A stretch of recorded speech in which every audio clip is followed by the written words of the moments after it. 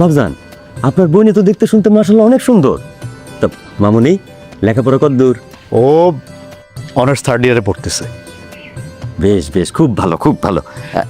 মামুনি একটা কাজ করো তো, কাগজটার মধ্যে তোমার নাম, তোমার বাবার নাম, তোমার মায়ের নাম, তোমার ভাইয়ের নাম, পুরো ঠিকানাটা সুন্দর করে লেখা দাও। তোমার হাতের লেখাটা দেখি।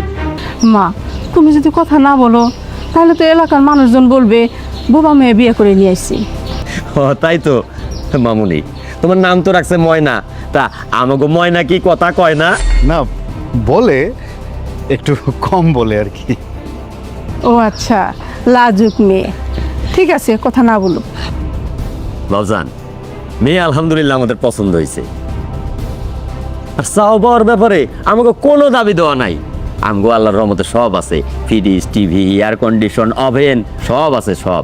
খালি বিয়ার খরচ বাবদ 1,05,000 টাকা দিবেন। তুমি কি কিছু বলতে চাও? হ্যাঁ, বলতে চাই। বলো। বলো। কি আর বলবো বলেন? আপনারা তো এখানে আমার ইন্টারভিউ নিতে আসছেন। আপনাদের ব্যবহার দেখে মনে হচ্ছে না আপনারা আপনাদের ছেলের বিয়ের পাত্রী দেখতে আসছেন। আপনাদের ব্যবহার দেখে মনে হচ্ছে আপনারা আপনাদের বাড়ির কাজের মেয়ে খুঁজতে আসছেন, না হয় পিয়ন খুঁজতে আসছেন।